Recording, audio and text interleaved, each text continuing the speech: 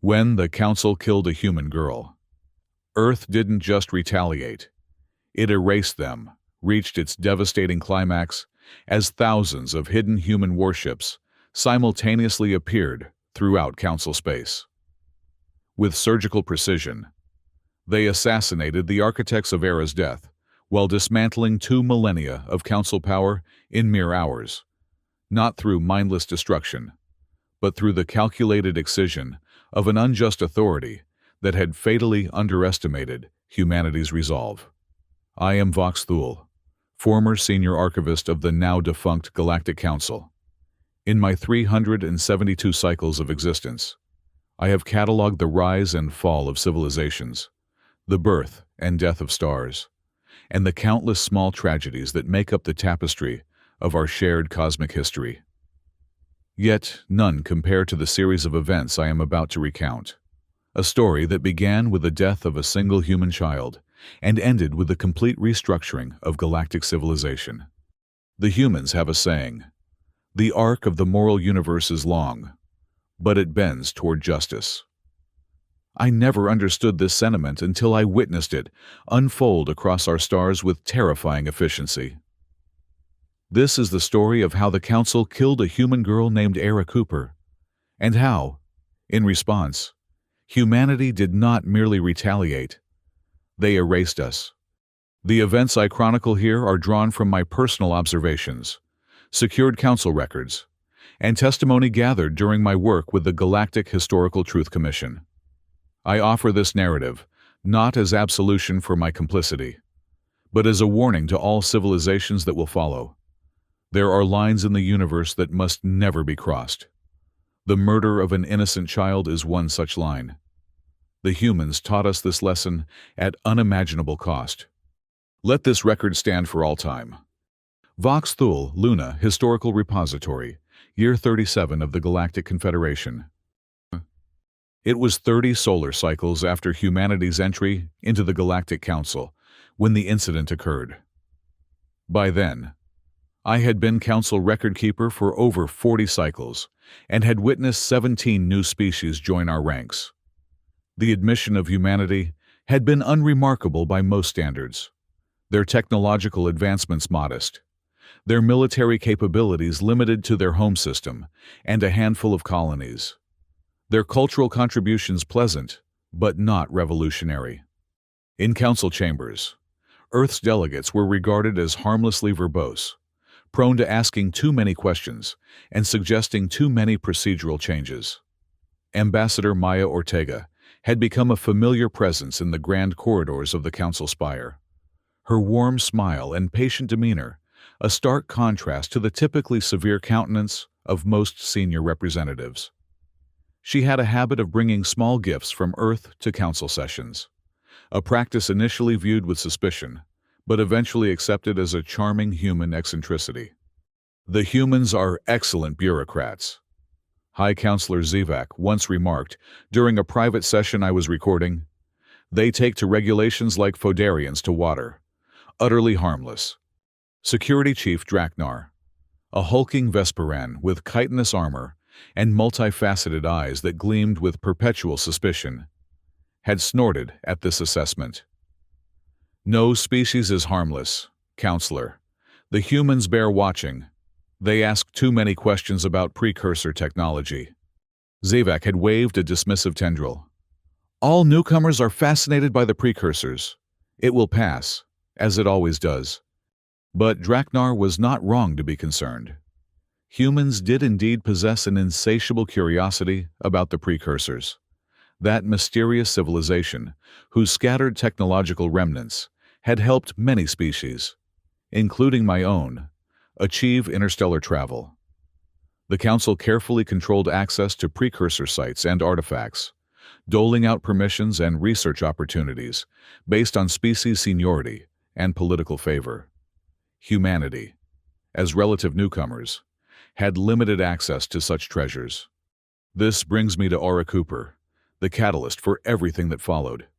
Aura was 16 Earth years old, a child by human standards, when she was assigned to the research outpost on Terra Nova, a small planetoid in a system 30 light-years from Earth. The outpost was ostensibly studying gravitational anomalies, a project deemed safe and uncontroversial by the Council's Research Authorization Committee. Ara's presence there was itself unusual. Human children rarely left their home system. But she was what humans call a prodigy, with an intuitive understanding of physics that had earned her special dispensation to join the research team. I had never met Ara in person, but in the aftermath, I studied everything about her. She had auburn hair that she kept short for practicality. Her eyes were an unusual violet color, a rare genetic variation. She loved ancient earth music, particularly something called jazz. She collected unusual rocks and had left behind a carefully labeled collection of 47 specimens in her quarters on Terra Nova.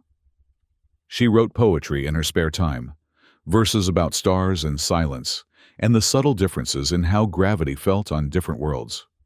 She was, by all accounts, brilliant, kind, and possessed of that distinctly human trait, boundless curiosity.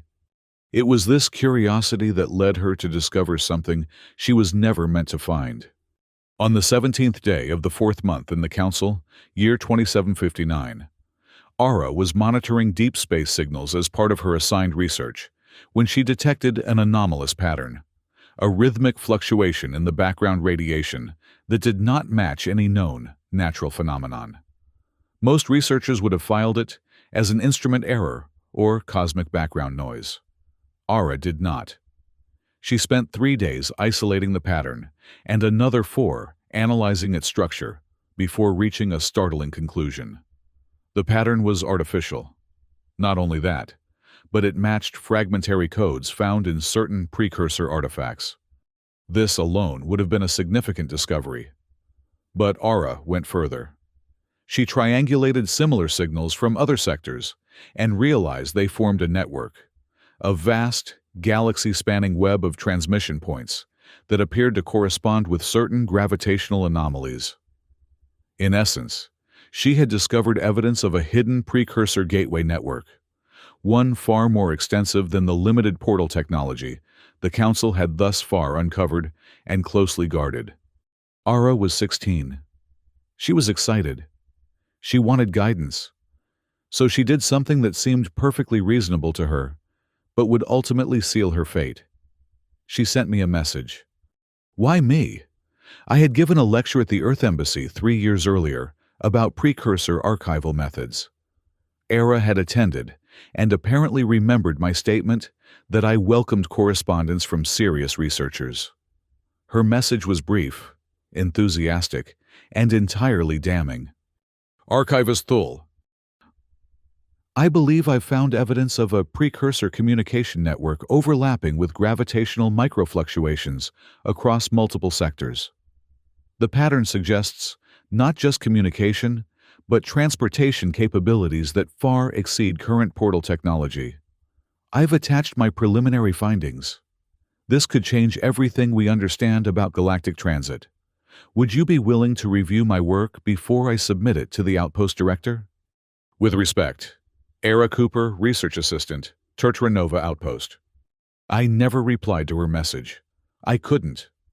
Because within 14 minutes of its arrival in my secure communications queue, it had been flagged by Council security algorithms and forwarded to Draknar's office.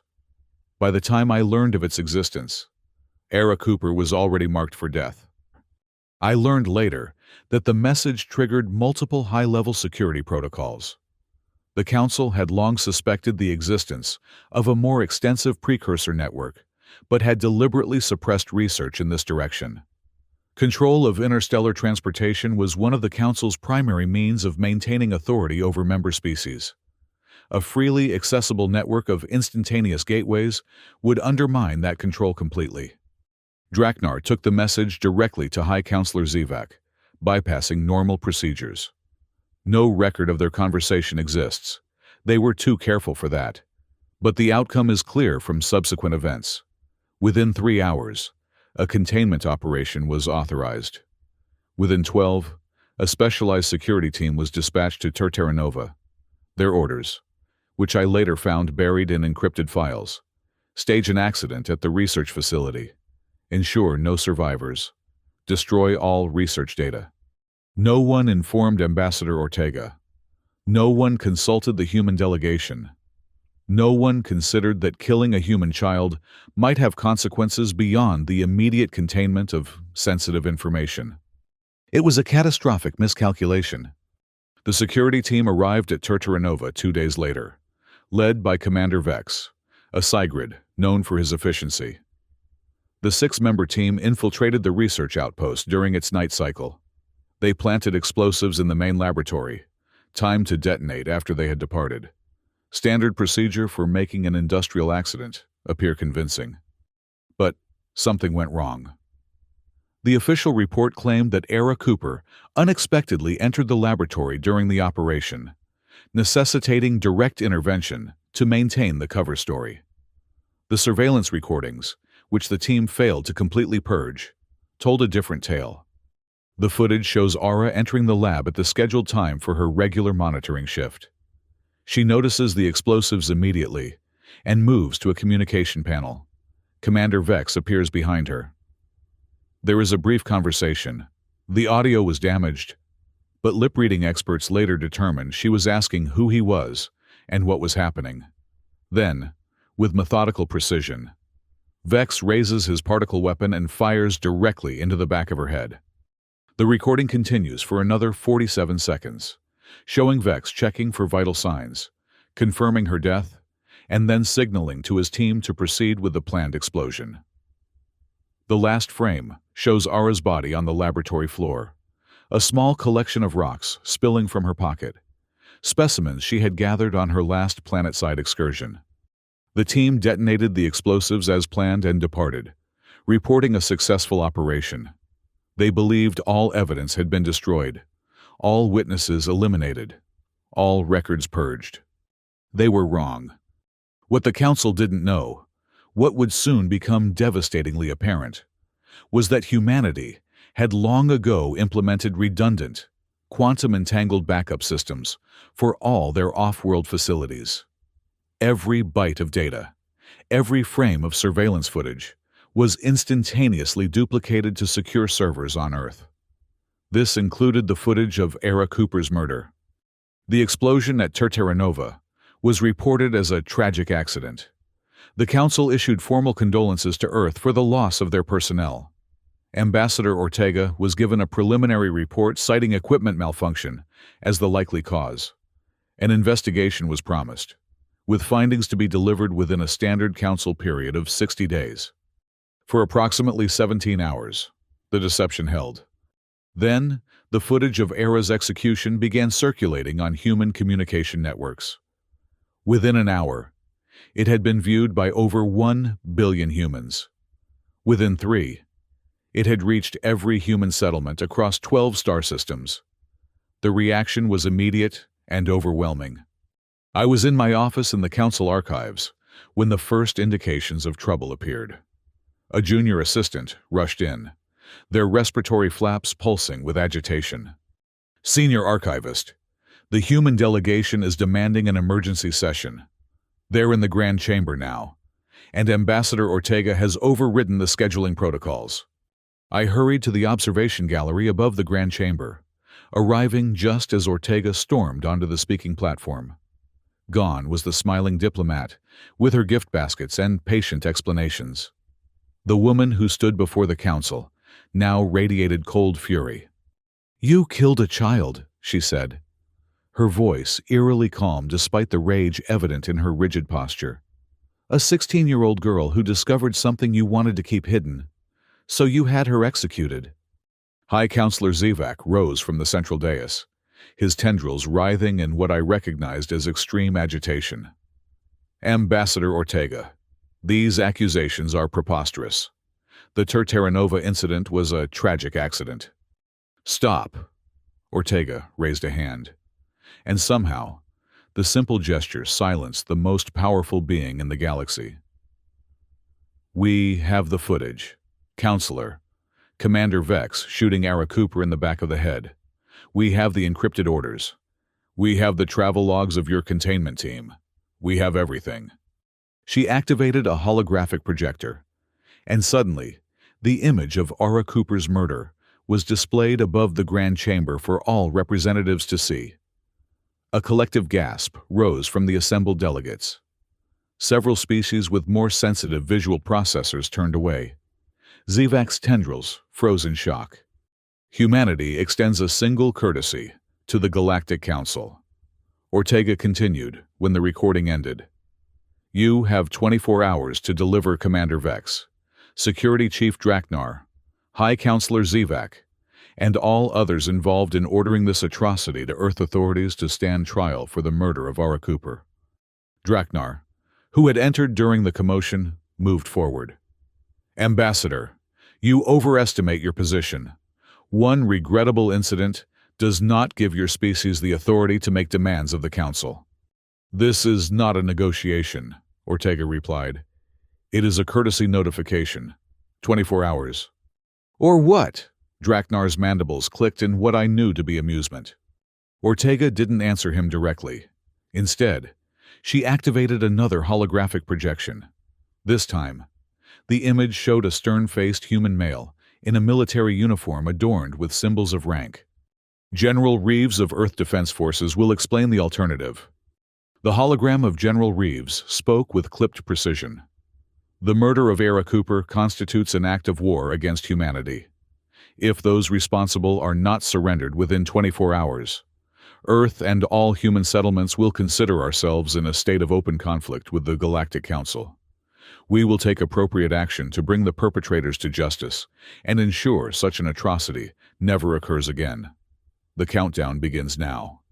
With that, both holograms vanished, and Ambassador Ortega turned and walked out of the Grand Chamber without waiting for a response. For several moments, silence reigned. Then the chamber erupted in chaotic debate. Most representatives seemed genuinely shocked by the evidence presented. Others appeared concerned about the implications of a human response. A few, primarily those from the oldest and most powerful member species, dismissed the threat entirely. The humans have 3 colony worlds and a defense fleet of less than 500 vessels. I heard one draconian representative scoff. What possible threat could they pose to the Council? Draknar and Zivac retreated to a private chamber, along with several senior security advisors. I was not privy to their deliberations, but the outcome became clear when, 6 hours later, a council-wide communication was issued. The Council rejected Earth's inappropriate and disproportionate demands, and warned that any aggressive action would be met with the full authority of the combined Council forces. The message further stated that while the circumstances of Ara Cooper's death were regrettable, security protocols had been followed in response to a significant breach of classified research restrictions. It concluded by suggesting that Earth representatives should allow emotional responses to subside before further diplomatic engagement. In essence, the Council was calling what they perceived to be a human bluff. They believed that humanity would rage, grieve, and ultimately accept the superior power of the Galactic Authority. After all, every other species had eventually bowed to the Council's will when confronted with its overwhelming military and economic dominance. As the hours ticked by, I found myself increasingly uneasy. Something about the humans' behavior didn't align with their supposed military capabilities. Ambassador Ortega had not seemed like someone bluffing, but rather someone delivering a foregone conclusion. And there had been no further communications from Earth, no attempts at negotiation, no escalating threats, nothing but silence. In retrospect, I should have recognized the signs. I had spent decades studying the historical records of various species, including the limited information available about humanity's pre-contact history. Their conflicts followed patterns: diplomatic overtures, escalating threats, visible military preparations, coalition building. None of that was happening now, just the ultimatum, then silence. I began to suspect that whatever the humans planned had already been set in motion long before Ara Cooper's death. Her murder hadn't triggered their preparations. It had merely set a timetable for their execution.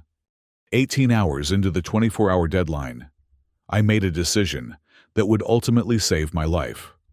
I sent a personal message to Ambassador Ortega, expressing my horror at what had happened and my willingness to provide any historical context or archival information that might be relevant to Earth's response. I claimed no direct knowledge of the operation, but offered my expertise as a longtime observer of council politics. I received no reply, but as later events would show, my message was noted. As the deadline approached, council security forces were placed on high alert. Military vessels were positioned near key infrastructure. Emergency protocols were enacted in case of communications disruption or isolated attacks. The general consensus among council leadership was that the humans might attempt a symbolic strike, perhaps an assassination attempt or a raid on a minor council facility, before being forced to back down. No one expected what actually happened. At precisely the 24-hour mark, all communications across the council network went silent, not just in the headquarters spire or the surrounding system, but everywhere, across all 112 member species, thousands of worlds, tens of thousands of stations and outposts. Simultaneously, defense systems went offline. Quantum entanglement communicators stopped functioning. Navigation systems failed.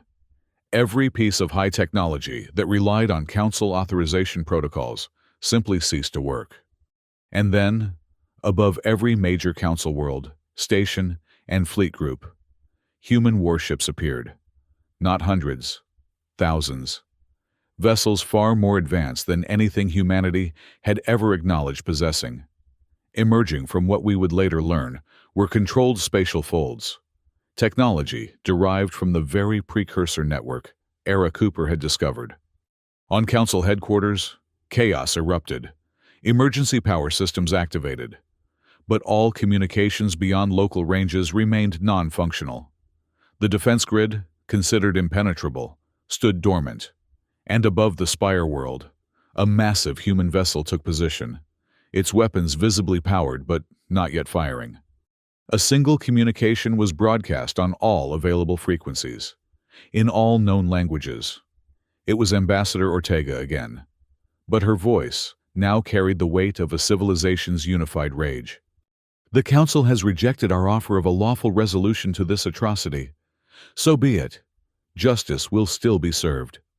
What followed was a demonstration of power so precise, so overwhelming, that even now, years later, I struggle to fully convey its impact. First came the targeted strikes, on 17 different worlds, in 17 simultaneous operations. The architects of Era Cooper's death were eliminated. Commander Vex, in his private residence on Sigrid Prime, was vaporized by a weapon that left the surrounding structure untouched. Draknar, attempting to reach a secure bunker beneath the council spire, found himself face to face with human operatives who had somehow bypassed all security. His death was confirmed by internal sensors before they too went offline. High Counselor Zivak, perhaps understanding at last the magnitude of his miscalculation, transmitted a desperate offer of unconditional surrender from his emergency command center. The transmission was acknowledged but not answered. 17 minutes later, the entire command center was subjected to a localized spatial fold that removed it and everyone inside from our dimension. To this day, their ultimate fate remains unknown. Then came the systematic dismantling of council power.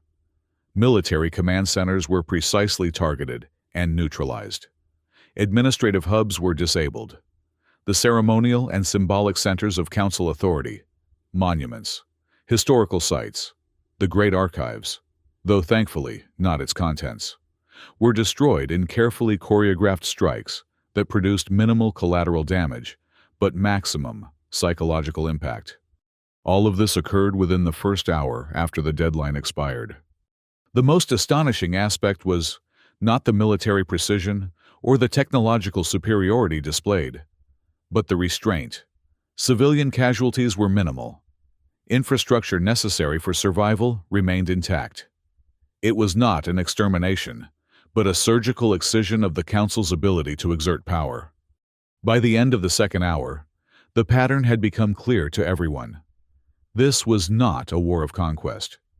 It was the methodical, deliberate dismantling of a political system by a power that had clearly planned for this contingency for years, perhaps decades. On the 8th hour after the deadline, a final communication was broadcast throughout Council space. This time, it was General Reeves who spoke. The Galactic Council as an entity has forfeited its right to govern through the unlawful execution of a human child and the subsequent refusal to submit to justice. Its authority is hereby revoked. All former Council representatives are directed to proceed to Earth's moon, Luna, where terms of dissolution and transition will be negotiated. Any resistance will be met with appropriate force. This is not a request. The message concluded with a list of names, individuals who would be granted safe passage to Luna. My name was among them, classified as Neutral Observer, Historical Record. I still don't know if this was a result of my message to Ortega or some prior assessment of my character. What followed was the largest forced political transition in galactic history. Over the next 30 days, representatives from all Council species gathered on Luna. Human forces maintained absolute control over interstellar travel and communication during this period, allowing only approved movements between systems. The negotiations, if they could be called that, were brief. The terms presented by humanity were non-negotiable. The Galactic Council was to be dissolved immediately. In its place would rise the Galactic Confederation of Independent Systems, a vastly different political structure with limited central authority, focused primarily on facilitating trade and resolving disputes rather than exerting control. Most shocking to the former Council elite was the announcement that the precursor gateway network, far more extensive than even Era Cooper had suspected, would be made freely available to all species. Humanity, it emerged, had discovered the network decades earlier, but had kept their knowledge hidden, correctly assessing that the Council would attempt to seize control of it. The signing ceremony for the dissolution of the Council took place 34 days after Ara Cooper's death. I was present as the official historical witness. One by one, representatives of the former Council species affixed their signatures or biological markers to the document, formally surrendering a power structure that had endured for over 2,000 years. Ambassador Ortega spoke briefly at the conclusion. The Confederation exists to serve all sentient beings, not to rule them. The age of secrecy and hierarchical control is over. May we build something better from these ashes. As the gathering dispersed, I found myself approached by a human couple, tall, dignified, with the same unusual violet eyes I had seen in recordings of Era Cooper. They introduced themselves as her parents. "Archivist Thule," said Elliot Cooper, his voice steady despite the grief evident in his eyes. "We understand you had no direct involvement in our daughter's death." "None," I confirmed, my vocal membranes vibrating with emotion. Had I known of the message she sent me, of the response it triggered, I would have warned her. Please believe that. "We do," said Marissa Cooper, Ara's mother. "Which is why we've requested that you be appointed to lead the Galactic Historical Truth Commission. Someone must document what happened, all of it, so that such an atrocity is never repeated." I was stunned by the offer. "You would trust me with this? After what my civilization did to your daughter?" "Ara believed in truth above all else," Elliot said. "She would want the full story told, without embellishment or omission. Will you tell it, Archivist?" I pledged that I would. And so began my final role in galactic affairs, not as keeper of the Council's carefully curated records, but as chronicler of its downfall and the birth of a new era. The transition from Council to Confederation was not without challenges. Some former Council worlds resisted the new order. Others attempted to seize advantage in the chaos, launching opportunistic attacks on traditional rivals. In each case, human forces intervened with the same precision they had demonstrated during the initial response, neutralizing threats without unnecessary destruction. Within a year, the new system had stabilized. The precursor gateway network, now called the Cooper Network in Arizona, was fully operational, allowing near instantaneous travel between thousands of points across the galaxy. Worlds that had been marginalized under Council rule due to their distance from traditional trade routes suddenly found themselves connected to the galactic economy. New alliances formed. Old power centers declined in importance. The most profound change, however, was philosophical. The fall of the Council revealed how deeply its control had penetrated all aspects of interstellar civilization. With that control removed, a renaissance of scientific inquiry, cultural exchange, and political experimentation blossomed across the galaxy. Humanity, despite its overwhelming display of power, did not attempt to establish itself as the new dominant species. Instead, Earth representatives worked diligently to ensure the Confederation remained a minimal structure, intervening only when necessary to prevent conflict or protect vulnerable populations. There was one area, however, where human policy was absolute and non-negotiable. The protection of children of all species became the highest law in Confederation space. The penalty for the deliberate harm of a child was permanent exile beyond the reach of the Gateway Network, a punishment considered worse than death by most civilized beings. Every year, on the anniversary of Ara Cooper's death, all human worlds and many allied species observe 1 hour of silence. All gateway traffic ceases. All non-essential activities pause. It is a time for reflection on the price of justice and the value of a single life. As for me, I have spent the years since the transition collecting testimonies, securing records, and assembling the definitive account of how the Council fell. This document represents the culmination of that work, a true and unvarnished history of how the death of one human girl led to the transformation of our galaxy. I am old now, even by the standards of my long-lived species. Soon, I will join the great silence that awaits us all. But before I do, I wish to record my final reflection on these events. The humans have a concept they call proportional response, the idea that retaliation should match the original offense in scale and severity. By this standard, their response to Ara Cooper's murder might seem disproportionate. A galactic civilization dismantled for the death of a single individual. But I have come to understand that, from the human perspective, there was nothing disproportionate about it. In their value system, there is no acceptable number of murdered children. Not one. Not ever. And they proved willing to upend the entire galactic order to establish this principle. In the decades since, many have speculated that humanity had long planned to overthrow the Council and merely used Ara's death as a convenient trigger. The evidence does not support this theory. Yes, they had positioned themselves to act if necessary. Yes, they had built up secret capabilities and backdoor access to Council systems. But all indications suggest they would have been content to work within the system, gradually reforming it over generations. Had the Council not crossed that one unforgivable line? The former Council species have learned this lesson at terrible cost. The humans have a saying that has now entered the lexicon of every civilization in the Confederation: never harm a human child. But this misses the deeper truth. What humanity really taught us was, never harm any child, of any species, ever. It is a better galaxy for this lesson, though I shudder still at the price of our education. I, Vox Thule, set down this record in the hope that it serves as both warning and inspiration for all who come after. May we never forget Ara Cooper, the girl whose death changed the stars. May we never need such a lesson again. End of official historical record. Galactic Historical Truth Commission, Luna Archives, Earth System.